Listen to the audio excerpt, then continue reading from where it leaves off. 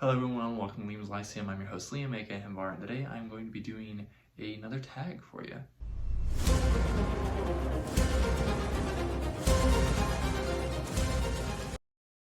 So this is the Why Haven't I Read These Books Yet tag. I was tagged by Raph from Raph Blue Text. I think that's probably, I probably didn't say that last word right, but you should go check out Raph's channel if you haven't. A lot of people did this tag recently. I was not even paying attention to it at all. I'm surprised I noticed that I even got tagged by Raph, but I watch a lot of Raph's videos, so I guess it's not super surprising. But it's actually a pretty simple tag. It's basically exactly what the title says. There are 5 prompts, and they are just basically genres, and you pick a book that you haven't read in that genre. So the first one is a classic. So I decided to go with Lamorte d'Arthur by Sir Thomas Malory. And I guess why I haven't read this one yet is because, well, a few reasons, I guess. I think I'd probably like it, but at the same time, you know, when it comes to classics, I feel like half the time I read a classic, it's not as good as, well, it's not as good as I feel like a classic status makes it deserve, if that makes sense. I'm totally, it's too late, guys, I go to bed early. Anyways, so I don't know if this will be good. So, but the big reason I haven't read it really yet is because I haven't really been in a big Arthurian mood since I've had it, and I've had this actually for a couple years, but if I have been, I've been reading something else because I don't want to read like a classic like this, or at least a really big one. It is rather thick, you know, for a an older book, though I guess there are thicker older books like the Bible, but and other things, of course. But I also, one of the big reasons though is because I don't have a better version. And I mean, I have this version, I don't remember what press this is, but it's nice enough, it looks nice enough and whatnot, but it's got gilt pages and everything. But I want a version that is unmodified. I don't want a updated spelling, a translation into modern English, if you want to put it that way. I don't want that.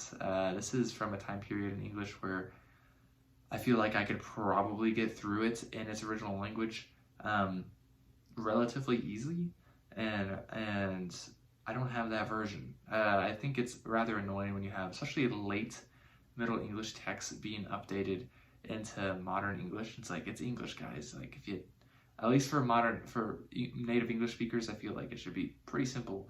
And if it takes a little bit of work, then it takes a little bit of work. But wouldn't it make more sense to read it in what it was written in? Which, I mean, right, that's how I feel about translations generally anyways. I'd rather read the book in its original tongue, but it's harder when I don't speak, you know, every language in the world.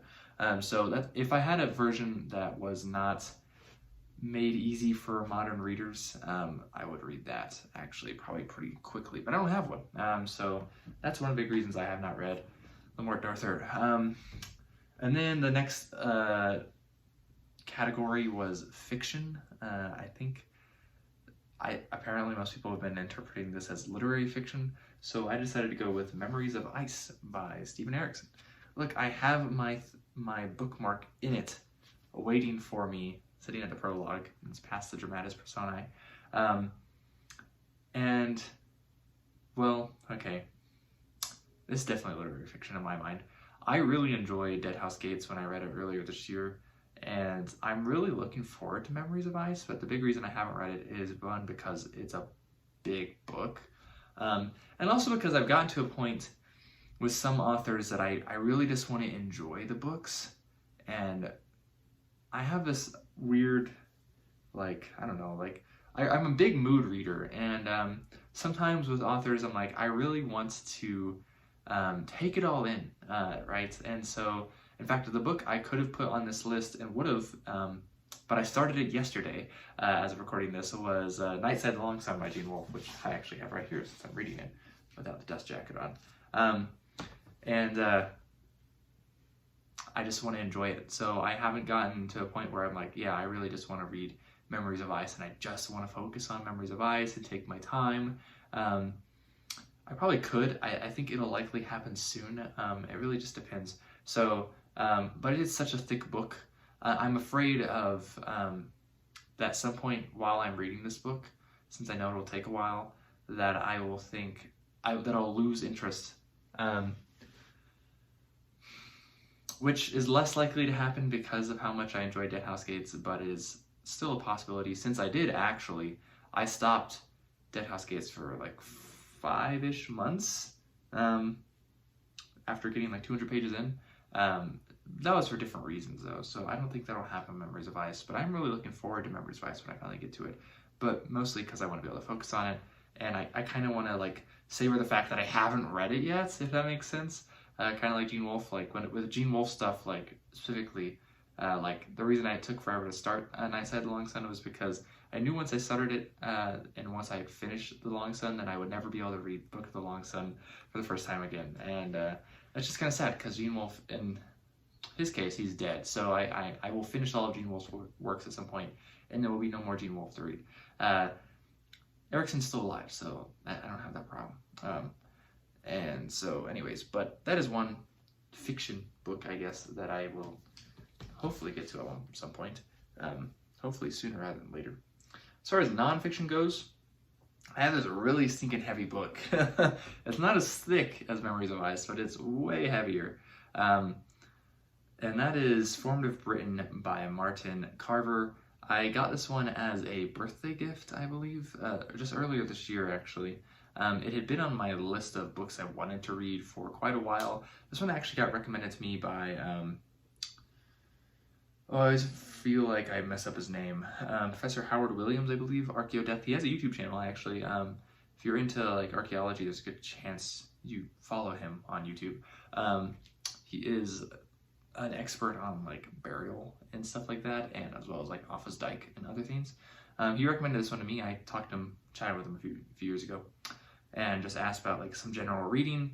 I already had a couple books, but this was a big one he recommended. It's rather expensive. It's really stinking huge. It's so heavy. It's got so much ink in this freaking thing, because there's a lot of diagrams and pictures and stuff. But it is an archaeology of Britain, 5th to 11th century AD, which is something I'm interested in. I used to be an anthropology major.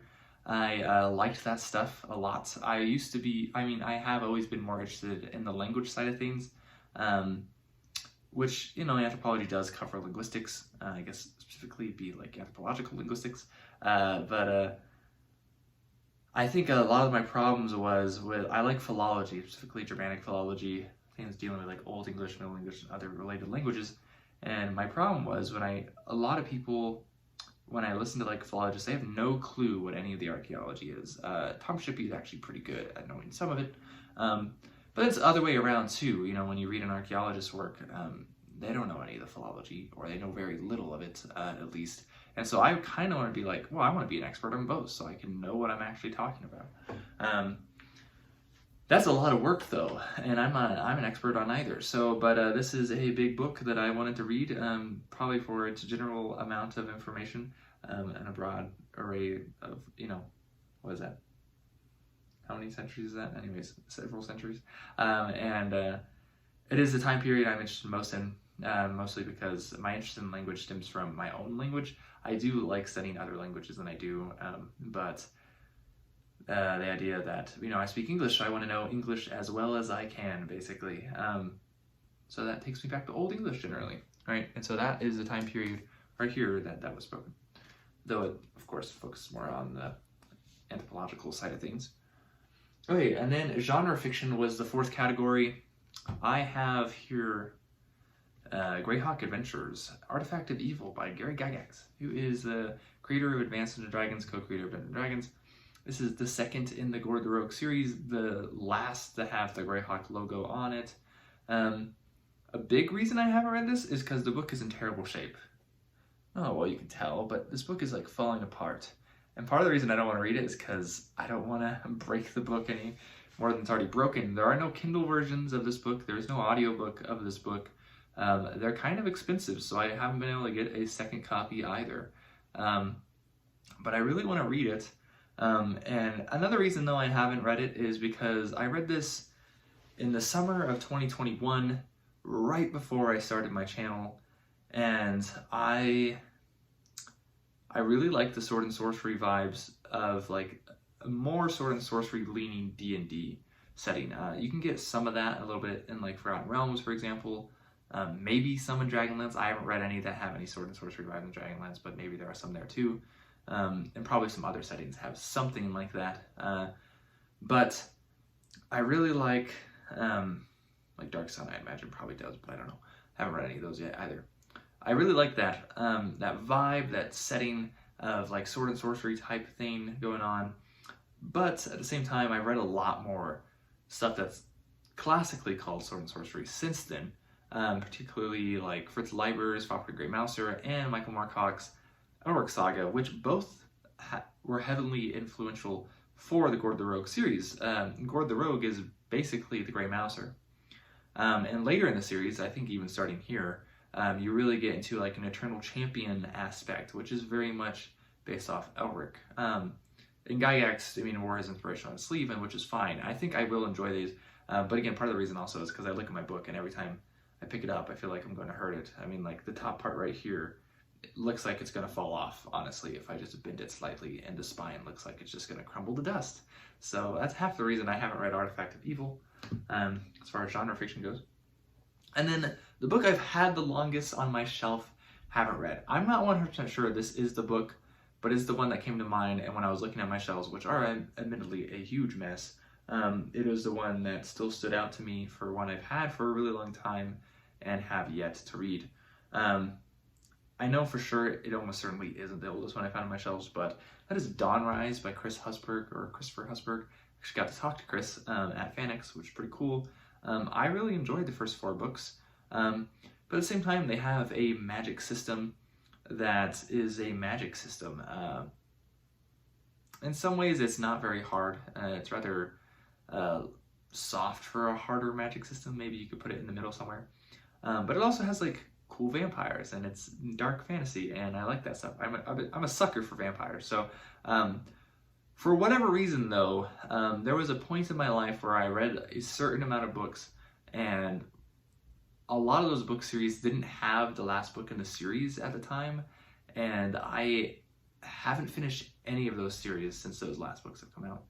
And this is one of them. I just need to read this last book, and it'll be over. And I think it's partially because I don't want to. I don't want to finish it for whatever reason. I don't want to be disappointed. It's probably like some honeymoon thing going on there, because those, to be honest, there are series I read around the time I was engaged to be married, and early on in my marriage. And so for some reason, maybe there's something going on there, or it's just like, I don't want to be disappointed by this. That'd be extremely upsetting if I read this book and I was like, wow, that did not live up to the first 4 books. That's quite disappointing. But at the same time, I think I would actually enjoy it. If I'm thinking rationally here, I think I'll enjoy this book. I mean, I have a copy of it for a reason, so I should just give it a read. If not, I could at least give it a listen. But even then, if I'm giving it a listen, I feel like I'm doing it a disservice, because I feel like I generally enjoy books more when I read them. It is spooky season, so maybe I will finally give Dawnrise a read here soon. So I owe it to Chris. I feel like he gave me, he put this nice note at the front too, and he signed it for me. But it is something I think that I will hopefully read soon. Hopefully, I say hopefully. Big hopefuls right here. Sorry, I'm looking at something real quick, but I'm not seeing what I'm looking for. That's okay. So I think I'll enjoy this though. I think I will. Anyways, yeah. That's my answers. I thought this would be shorter, but it's not. So, but I don't know anyone who hasn't done this. I haven't watched anyone's videos on this, to be completely honest, besides Raph's. So I've had a lot less time to watch videos recently. I've been really busy. I don't know how I'm still coming out with 5 videos a week. I'm impressed with myself. But whatever. If anyone wants to do this and hasn't been tagged, consider yourself tagged. Feel free to let me know, and I'll watch it. But it's been Leo Liam's Lyceum. I'll catch you next time.